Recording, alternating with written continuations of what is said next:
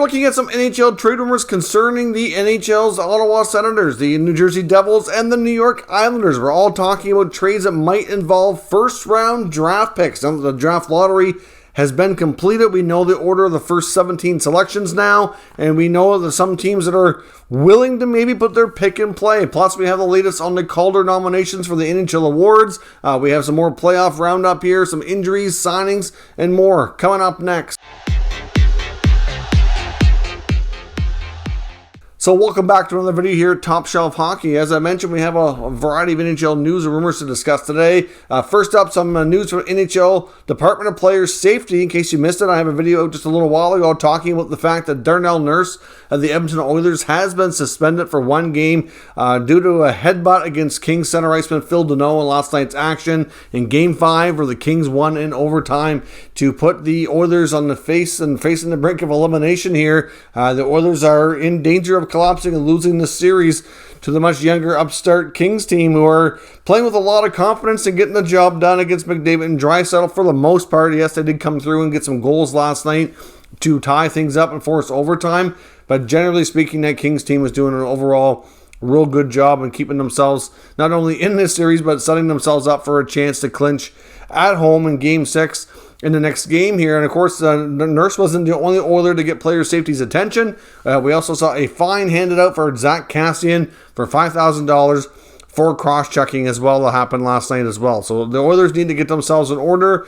and really buckle down here and face the adversity and get themselves ready to play for the next game. And it's not going to be an easy task to not only survive, but set up Game 7 and try to win things at home. Of course, last night was also exciting. We saw lots of other great playoff action and the draft lottery. We saw the draft lottery, of course, was underway at 6:30 Eastern time, so it was on before any NHL playoff games took part and got started here. Of course, in the past, sometimes I've done it in between games or during intermission or something, so this was nice to have it out of the way early. So we saw the Montreal Canadiens win the first overall pick. Of course, they had the best odds, and that's where they stay. And the New Jersey Devils, of course, continue to have fantastic lottery luck, and they move up into the number 2 spot. So you got to remember the Devils, when they both got their recent first overall picks for Jack Hughes and Nico Hischier, neither time were they the team that had the best odds. I think they were like 3 and 5, if I remember correctly, for the rankings, and they just seem to have really good luck with this. Now they move up to number 2. So we'll talk about the draft here a little bit further in a few minutes. Now, we also got confirmation on the Calder Trophy nominations today, which includes Michael Bunting of the Toronto Maple Leafs, Trevor Zegras of the Anaheim Ducks, as well as Big Mo Seider, the German defenseman in Detroit. I know there's some Detroit fans upset that Lucas Raymond is not amongst the finalists here, and I know there's some people that, again, because it comes up all the time when you get an older rookie like Bunting, upset that he's even eligible. But them are the rules, as they say. And as much as we may or may not agree with it, at the same time, he technically played his first full season in the NHL, and based on their rookie rules, he technically is eligible. Now, somebody else pointed out today that he's actually the exact same age as Nathan MacKinnon. He and MacKinnon were not only the same age, born the same year, born the same month, even only a matter of a few days apart. Yet Nathan MacKinnon won Rookie of the Year quite some time ago. But Bunting took a different path getting to the NHL. And yes, he plays with Matthews and Marner, but still, he had a phenomenal season. You got to admit that. Give him some credit. It's not all them. And at the same time, I'm sure that a lot of voters did factor in his age and teammates and everything like that. I mean, to some degree, you do kind of have to think about those things. I know not only Lucas Raymond, but Tanner Jeannot as well, very much in this conversation too. And I know on some voters' ballots we're in the top 3 as well. So be interesting to see how it all plays out. For the Detroit fans upset that Raymond's not on this list, I wouldn't worry about it because his teammate Mo Seider is almost a slam dunk to win. I'll be shocked if Seider doesn't walk away with the trophy. I see Bunting and Zegras having real good years, but being the runners-up in this case, the big defenseman in Detroit, to me, is a hands-down winner in this case. Now, last night's playoff action was pretty top-notch. I must say, we saw some really good hockey. We saw the Canes top the Bruins 5-1 in the early game.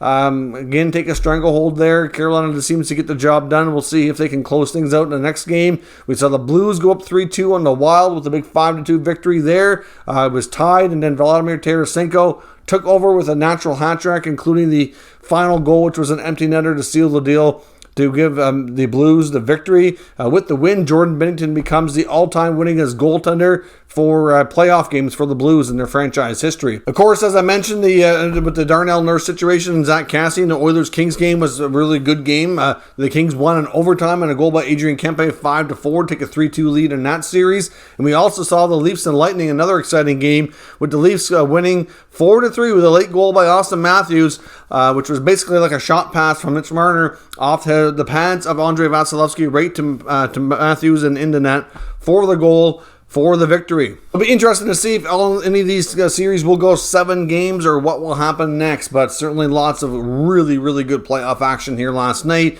In the Boston game, we were surprised to see Charlie McAvoy return. Most people had him basically written down as not playing, and then I know one of the reporters, I think somebody from ESPN, was outside doing a hit outside, and they just happened to see a car pull up and drop off Charlie McAvoy. Quite surprising, only a couple of days after being out into COVID protocol. The rules stipulate that it has to be a combination of 5 days from the time of onset of symptoms, a negative test, and medical clearance, and he reportedly got those things. I know Elliot Friedman reported earlier today that he was told that symptoms started Thursday, so I guess it's a case where if you have a symptom but you don't test negative, don't test positive, which can happen, he played through it, and then obviously later tested positive, so they backdated the symptoms to when it first appeared, which is what you normally would do.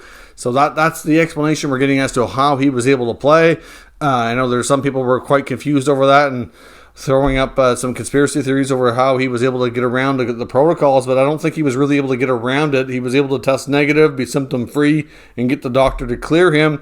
And if he had symptoms for a few days before that but wasn't positive, he would have probably kept trugging through it and trying to play. So not a big surprise. And the Bruins are also reportedly expecting, but not a guarantee, Hampus Lindholm to be available for Game 6 as well at the Boston Garden coming up here tomorrow night. Now, of course, we also got reports today that Rick Dhaliwal says for the Vancouver Canucks are reportedly one of the finalists in on Russian free agent forward Kuzmenko. Now, we know Kuzmenko has been wanting to come to the NHL, has gotten a lot of attention, has met with a variety of NHL teams recently, and apparently he won't be making a final decision for at least a few more weeks, but he reportedly has narrowed down his teams down to a few, and they are one of them, according to Dhaliwal. So we'll see where he ends up. I don't know what other teams right now are in the mix. I know Friedman had put out about 6 or 7 teams a few days ago. I know the Oilers were one of them. I think the Predators, Vegas, and a few others were reportedly talking to him too. When I was speaking about former Canucks, Sven Baertschi has decided to go back home and play in Switzerland. He will no longer be playing in North America. Signed a 3-year contract in the Swiss League for SC Bern. So his time at the NHL or Pro Hockey North America at the very least has come to a close, at least for now. Hard to say if he'll ever return or not. And I know yesterday late last night in my last video, I talked about the future of Philip Forsberg in Nashville, speculating based on an article from Adam Vingan of The Athletic, as well as several other NHL reporters, wondering if this was it for Forsberg in Nashville, if he'd end up signing elsewhere after the Predators were eliminated by the Avalanche. We saw Forsberg take an extra time on the ice and skate an extra lap or so around the rink, waving the fans, and was almost like a goodbye. And then today he made comments at the end of season media availability, talking about, he was asked about that, and he said essentially that it's, he'd love to return to Nashville, which is what you'd expect him to say, but they've been negotiating for a long time. They don't have a deal, and he can't predict where things are going to go.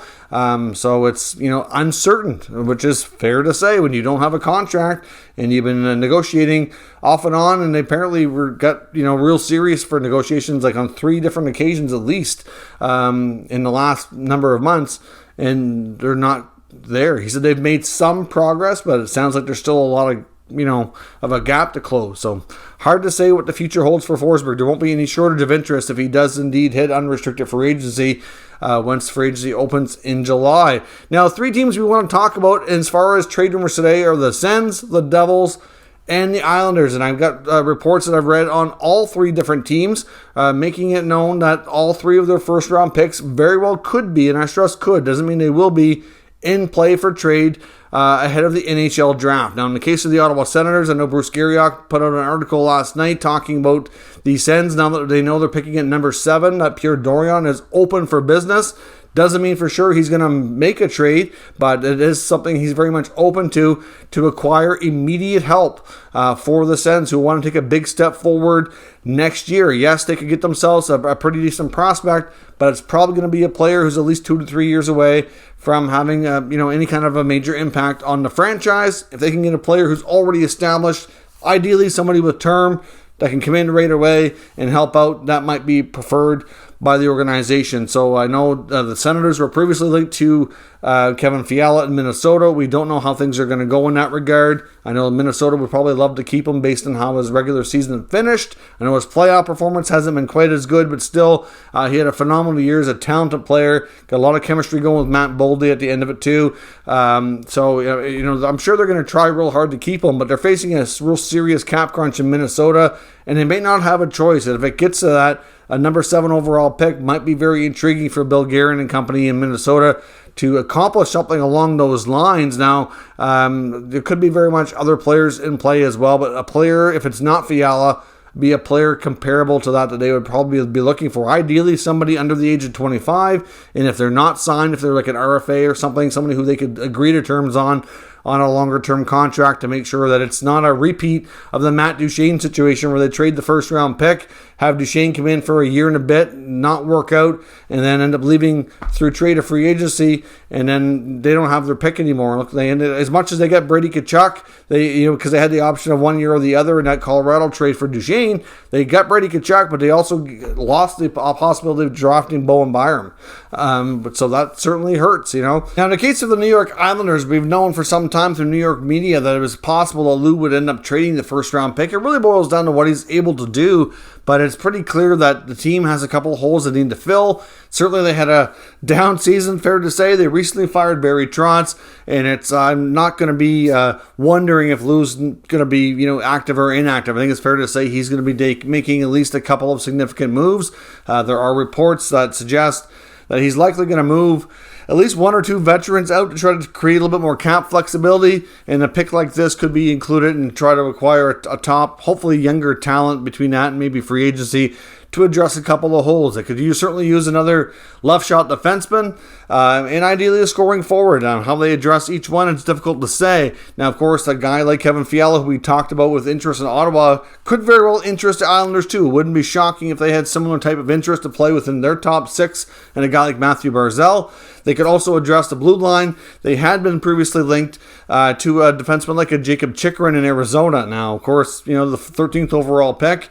For a guy like Chychrun, it's going to take a little bit more than that, but that's a good starting point, at least if you're willing to include that and a couple of other pieces, then you might have yourself a deal and get yourself a real solid left shot D. That's just a suggestion, of course, no guarantees, but we know that the Islanders are open for business in that regard. When it comes to New Jersey, of course, now they sit at number 2. They weren't really sure where they were going to pick before. I mean, we knew it was going to be probably a little bit lower than that based on the odds. I mean, quite often you see teams that, looking in that 5 to 7 range.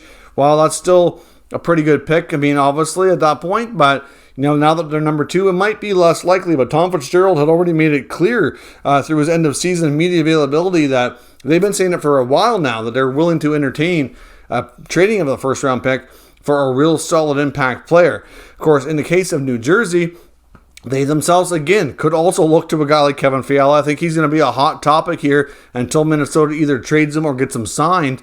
Obviously, he could be reunited with fellow countryman Nico Hischier in New Jersey and be another great addition to round out that top 6, but that may not be their biggest area of need for the Devils. We know that they've got some good young forwards there already.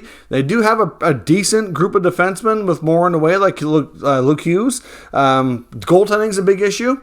I know at one point it was suggested that maybe they'd go for a guy like John Gibson, who's one of the more high-profile goaltenders who might be available for trade for the right price through the Ducks. No guarantee, but there are some that believe that Gibson may want a change out of Anaheim after the team starts to really go more into a rebuild here, that he's getting old enough that might not really be what he signed up for and might want to go to a place where he's going to have a better chance to win much sooner. Now, New Jersey's not going to put him a whole lot further ahead, but if their team's aggressive enough and makes the right moves, they could take some big steps forward. That they would be probably further along than you would think Anaheim would be, but it's not a drastic upgrade in my opinion, but that's not for necessarily him to decide upon, given that he wouldn't have a lot of contract power to veto certain deals, right? So in the case getting the second overall pick for Gibson, I don't know. I mean, that might not be something the Devils want to do. They might be open to that kind of trade, but is that a little bit too hefty? I mean, he's a really good goalie. It was previously reported that it could be a first-round pick and a prospect would be what it would take to get Gibson. Because it's such a high first-round pick, would it maybe only be a first-rounder and no prospect? You have to wonder if they would look into that. Not to say that it would or they wouldn't. You could also throw them in the same battle here as the Islanders, being one of the teams that might want to consider Chychrun as well. I mean, yes, the blue line for the most part. They've got Ryan Graves. They got Dougie Hamilton. Like I said, Luke Hughes is on the way. They got Damon Severson. I know Siegenthaler had a decent year. I don't think PK is coming back. At least that's what reports indicate. We'll see. If he does, he'd have to sign for way cheaper than what he was making now at $9 million, obviously. Could Chychrun be a nice upgrade on that left side for them? I honestly think he could. I don't know where Fitzgerald's main priority lies, but they certainly have a few areas that they want to address as well going into this offseason. So they're not the only teams. I would actually throw even Philadelphia in the mix too. I mean, they might use their pick, but they're also a team on an aggressive retool, trying to get themselves back into playoff contention quickly, and we know they're likely going to be spending money here. So to bring in a player with contract determined money wouldn't be a shocking move on that part. So we'll see what happens. But these are certainly three teams that we know of already based on the draft lottery results, and now that they know exactly where they're picking, that I believe they're open for business, willing to entertain calls. I'm sure they're going to get plenty of them as teams look to move assets as we get into the busier part of the offseason here coming up in the near future. I wouldn't suspect any of these trades to maybe even take place probably before we either get to the draft or very shortly before. That's usually how things go. Negotiations could take place. They could have talks now, which might lead to something later. I wouldn't think we'll see a big significant deal involving a first-round pick, until after the playoffs are done and the Stanley Cup's awarded, and we're pretty close to the draft. That's usually how it goes. But let me know what your thoughts are. What kind of assets would you be willing to move for these picks? What kind of chances do you think these teams have to make big upgrades? And do you think it's worth it, or should they hold these picks and take the assets and the prospects that come with it instead? Let me know your thoughts in the comments. We'll discuss further. If you're new to this channel, make sure you subscribe and stick around. We'll keep you up to date with all the latest news, rumors, and analysis on all 32 NHL teams. Thank you for watching, and I'll catch you next time.